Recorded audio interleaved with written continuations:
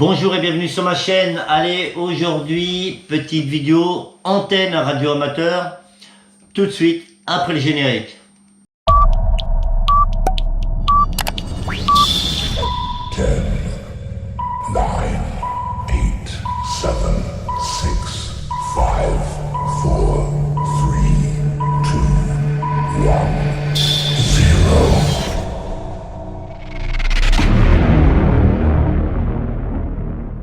Reprise de la vidéo les amis, aujourd'hui vidéo spéciale antenne, antenne de survie, antenne de bushcraft, antenne très compacte, antenne de qualité et antenne je vais dire avec un gain qui est très bien. Aujourd'hui j'ai décidé de refaire une vidéo sur cette antenne, j'en avais parlé à plusieurs reprises avec mon ami Nico de la chaîne Firearm, qui lui a fait une vidéo sur l'achat de cette antenne, suite à avoir vu la qualité de ça et de tout ce qu'on en avait parlé. Donc je mettrai le lien de la vidéo de Nico dans la description. J'ai décidé de refaire une vidéo là-dessus pour vous remontrer l'antenne. Les caractéristiques et tout ça, j'essaierai de vous mettre des liens dans la description.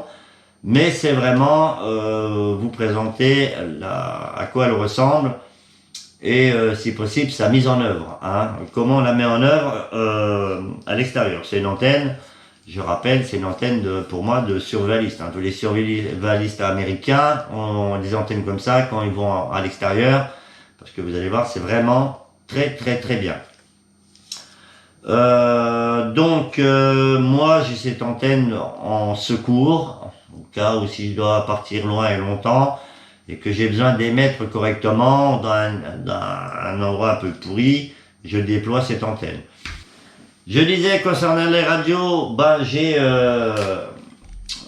deux GT3, il y en a un qui est plus puissant que l'autre, c'est le GT3 TP qui fait 8 watts. Normalement, ceux-là, le normal fait 400 watts en puissance maxi.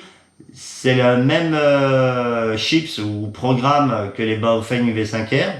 Et c'est la même façon de programmer, hein. Il n'y a pas de je me masturbe et tout train-train. Donc en radio outdoor de base, je prends, en général c'est radio, alors ça c'est l'antenne, la petite antenne d'origine du GT3 qui fonctionne très bien malgré son apparence. Et j'ai des antennes plus longues. J'ai des Nagoya NA771. Alors attention, sur ces styles d'antennes, il y a beaucoup de copies, hein. Faut vraiment les acheter sur des sites sérieux. Parce que si vous voyez ce style d'antenne à 3 €, vous êtes pratiquement sûr d'avoir une copie. Bon, moi je sais pas si j'en ai deux comme ça. Et je sais pas trop si j'ai des copies ou pas. Mais dans tous les cas, ça fonctionne très bien. Donc en première radio, j'ai ça. Après, on va faire le point un peu sur mes radios. J'ai deux Retevis, c'est des Retevis RT3 de 5 watts sur la bande 400-480 MHz. Donc ils font que l'UHF, hein, ils sont sur la bande de l'UHF. Et l'avantage de ces radios, ils font analogique comme ça et numérique. J'ai les deux modes, je peux parler en numérique avec. Et l'avantage numérique, c'est, je vais dire, soit ça passe pas dans la communication. C'est pas comme l'analogique où vous allez recevoir à moitié la conversation. Là, pour faire simple, ça passe ou ça passe pas. Par contre, quand ça passe très clair, hein. Quand vous émettez avec du numérique, c'est clair comme de l'eau de roche, hein, l'émission et la réception. L'avantage aussi du numérique sur ces radios, c'est qu'on peut crypter les communications. Alors je rappelle que la communication, le cryptage de communication en France est interdit dans un monde normal. Si un jour je souhaite communiquer avec le deuxième poste comme ça avec ma femme et que personne n'entende, je l'ai programmé pour émettre en crypté. Alors il y a plusieurs modes de cryptage, plusieurs niveaux de cryptage. mais je l'ai programmé pour avoir, je crois, 2 ou 3 fréquences programmées, encryptées. Je vais vous dire.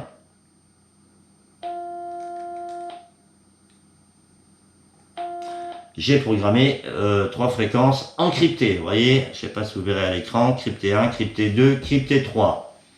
Ça, c'est vraiment dans une communication, je veux qu'elle soit vraiment sécurisée. Avec ce style de radio, je peux le faire. Voilà. À part la NSA, le FBI et tout ça, ils peuvent capter ma fréquence, ou même en France, mais s'ils n'ont pas les clés de cryptage, ils ne pourront pas facilement décoder mes communications. Donc je reste vraiment dans une option de rupture de la normalité totale et de communication sécurisée. Je peux utiliser ces radios-là et rester encrypté. J'ai un autre poste que j'avais gagné, un autre émetteur-récepteur, c'est le Radio DT que j'avais gagné sur la chaîne du jeu concours et du jeu concours de mon ami Fabrice de la chaîne PMR DMR 446. Je vous mettrai le lien de sa chaîne dans la description. Voilà. Pour vous reparler et vous montrer toutes les radios, je rappelle que la communication reste un des piliers pour moi dans la rupture de la normalité. Il y a des fois, on se déplace, on va reconnaître un endroit ou se balade en rando. Il est bien d'avoir toujours un moyen de communication avec soi, soit pour regarder ce lien radio, ou des fois, avec certains postes comme celui-là et des fréquences particulières, basculer sur des relais radio amateurs, mais vraiment, vraiment, vraiment en cas d'extrême danger, pour appeler de l'aide. On peut le faire. Donc, ça peut être une option, si vous voulez, pour, si vous êtes en danger de mort ou quoi que ce soit, de vous signaler. Si votre téléphone ne passe pas et puis vous n'avez que cette solution pour appeler les secours, passer par un relais amateur, vous allez prendre un coup de fusil parce que vous n'avez pas le droit de le faire, mais vous étiez en danger vital. Hein. Faut vraiment l'utiliser dans cette situation. Et voilà, mais c'est important la communication en général. Et pour moi, ça, dans la rupture de la normalité, ça reste vital. Ça peut servir aussi la communication avec quel que soit le talkie-walkie, et même les talkie-walkie Decathlon, en cas de problème sur sa propriété, ou je vais dire d'intrusion sur sa propriété, d'avoir quelqu'un qui reste dans la maison et d'aller faire le tour avec la radio. Hein. S'il y a un problème, vous pouvez toujours communiquer. Ça aussi, il faut le prendre en compte. Donc pour moi, c'est vraiment un pilier vital dans la rupture de la normalité. Ça aide dans les randonnées, ça aide dans le bushcraft, hein, quand on se sépare dans la forêt, tout ça, ça permet de garder la com. Et tout le train-train. Ce que je voulais dire aussi, les deux différences entre ces deux radios, celui-là, par exemple, même si je suis sur les canaux PMR 446, comparé à celui-là, en mode scan, lui il va choper directement l'émission. Au moment où ça y met, il va choper directement sur n'importe quel canal, il va choper le canal qui émet. Celui-là, il faudra attendre que la boucle du scan des fréquences enregistrées soit faite. Donc si vous ne tombez pas au moment où il émet, vous chopez pas l'émission avec ça. Celui-là c'est mieux. Dès que, par exemple, si vous êtes, moi j'ai programmé les canaux PMR, je me balade avec, dans mon sac en rando, s'il y a des chasseurs qui émettent sur n'importe quel canal, ça va choper tout de suite la fréquence. Voilà, c'est le petit plus. Donc, qu'est-ce que je vais faire? Je vais la déployer à l'extérieur. Il y a un peu de vent, je suis désolé, hein, peut-être que ça sera compliqué. Mais je vais la déployer à l'extérieur pour vous montrer à quoi elle ressemble et en gros les longueurs, hein, le longueur du coax et la longueur totale de l'antenne. Et dès que je peux, je ferai un test pour une mise en œuvre à l'extérieur et voilà. comme ça, vous allez voir. Dans tous les cas, je vous mettrai le lien, le lien de la vidéo, de la première vidéo que j'ai fait quand j'ai réussi cette antenne. Je vous mettrai le lien, c'est une vieille vidéo, on ne voit pas ma tête, je me cache. Mais vous aurez le choix de regarder les deux vidéos. Voilà. Allez, à tout à l'heure. Donc là, je me retrouve à l'extérieur. Il fait magnifique. J'ai sorti le vélo pour après. Et je vais vous déployer l'antenne pour vous montrer la longueur. Hein. Vous allez voir, c'est impressionnant. Alors, elle est livrée avec un petit scratch de maintien. Mais bon, c'est un peu limite. Tac. Donc ça, c'est l'antenne. Vous voyez. La gueule de l'antenne. Bon, il faut la redresser pour qu'elle soit droite. Voilà. On voit ici les fréquences. Hein. VHF 144, 148. UHF 440, 450. Voilà. Et c'est d'une top qualité. Donc je vais la déplier. Donc déplier. Vous voyez la longueur, les copains là?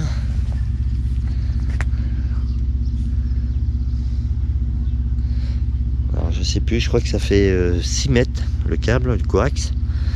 Et après il y a l'antenne qui est là. Je vous montre dans l'autre sens. La terrasse doit faire 6 mètres de large et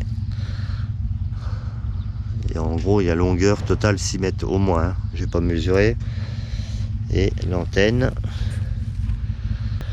Donc je vais vous mettre la séquence quand je la mets en œuvre et que je la teste de mon ancienne vidéo. Je vais faire une coupure, je vais vous le rajouter à cette vidéo et je vous reprends après. Bienvenue sur ma chaîne. Bon, allez, petite installation de mon antenne N9 TAX, hein, UHF VHF, hein, sur la bande des 2 mètres et des 70 cm. Je rappelle que cette antenne, je l'ai achetée pour le bushcraft, la survie, c'est-à-dire c'est une antenne très performante, très compacte et voilà, qui a un très bon rendement, un très bon décibel pour mon Baofeng UV5R. Ça évite d'avoir l'antenne d'origine du Baofeng et c'est plus performant que la Nagoya N771, hein, qui est une très bonne antenne aussi, hein, je sais pas si je pourrais zoomer sur ça, non j'y arrive pas. Voilà, 2 sortes d'antennes à l'extérieur, la Nagoya N771 et ma nouvelle antenne que je vais mettre en œuvre, hein, je vais reprendre la vidéo après, la N9 TAX, une antenne américaine, UHF VHF, voilà, avec un embout SMA femelle. Voilà, allez, je coupe et je reprends après. Donc voilà, je reviens sur la vidéo, hein, je filme étape par étape.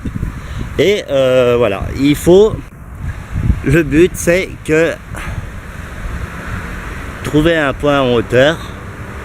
Là, le point il est environ à 4 mètres de haut. Hein, avec un système j'ai pris voilà un système de pierre, hein, que je vais garder, qui m'a permis de remonter en haut de la branche. Alors là, ça va filmer un peu à l'arrache. Donc là, voilà, je peux monter mon antenne au moins à 4 mètres de haut, voilà. Et ici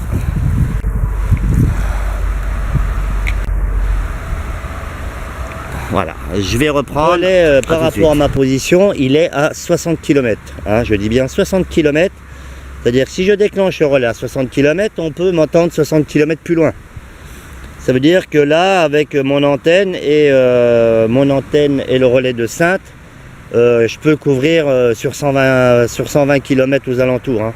C'est quand même pas négligeable, avec une radio à 28 € et une antenne américaine, hein, voilà, cette antenne qui est à 4 mètres de haut pour essayer la radio, et ça permet de, au moins sur un rayon de 120 km de pouvoir essayer de contacter les gens.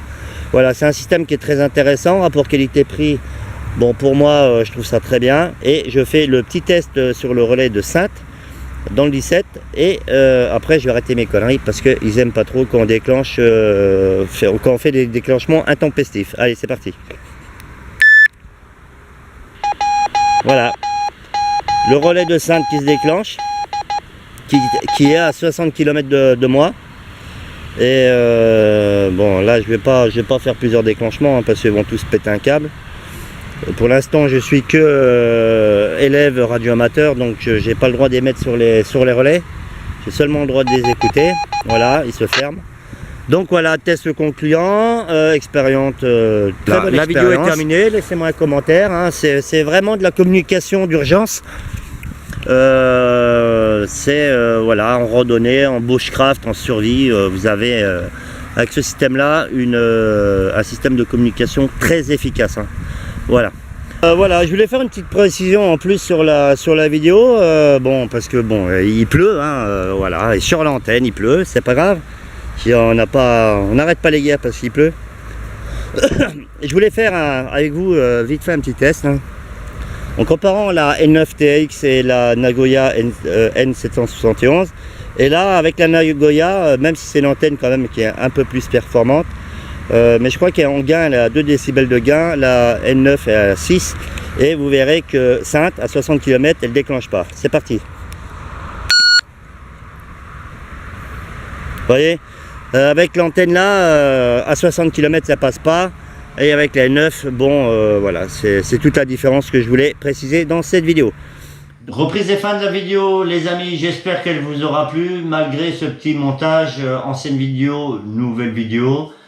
Mais je voulais remettre en avant cette antenne, hein, tous ceux qui se mettent dans la communication, dans le bushcraft, dans la rupture de la normalité. Ce style d'antenne peut être et est super intéressant, super qualité. Il y a plein de connectiques différents. Vous pouvez trouver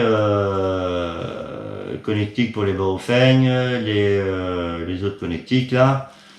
Les BNC et tout ça, il y a plein d'options. Vous pouvez la trouver en antenne, il me semble, de 27 MHz. Il y a pas mal de fréquences qui sont prévues par rapport à cette antenne. Il faut bien regarder les fréquences. Et allez sur eBay, je vous mettrai quelques liens dans la description. Voilà, on a reparlé radio, hein. Je vous ai montré mes postes radio, quand je les utilise et pourquoi je les utilise.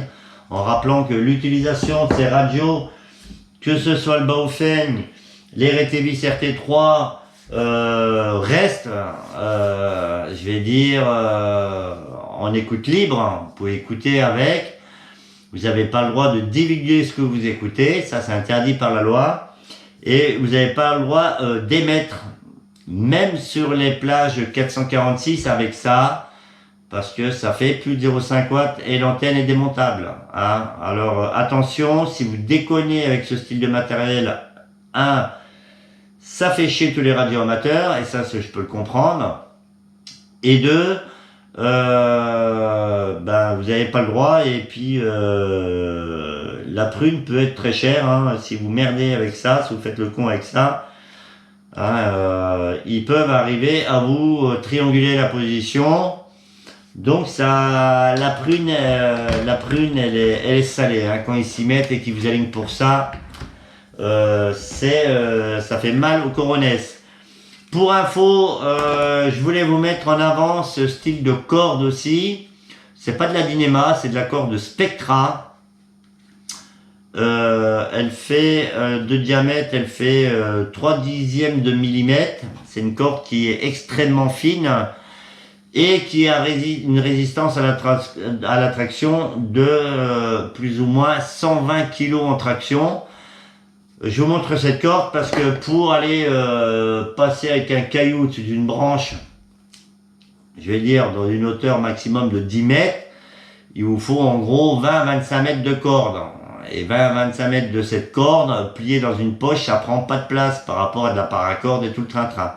et ça reste de la corde toute utilisation. Si vous démerdez bien, vous pouvez aller pêcher le croco avec. Donc voilà, j'essaierai de vous mettre le lien de cette corde aussi dans la description parce que c'est une corde qui est super bien, donc très utile. Fin de la vidéo. Comme je dis en chaque fin de vidéo, faites attention à vous, à vos enfants, à votre famille et à vos proches. Faites attention à vos animaux domestiques et à tout ce qui vous est cher. Et surtout, restez attentifs et vigilants. Allez, ciao, merci et à plus sur ma chaîne.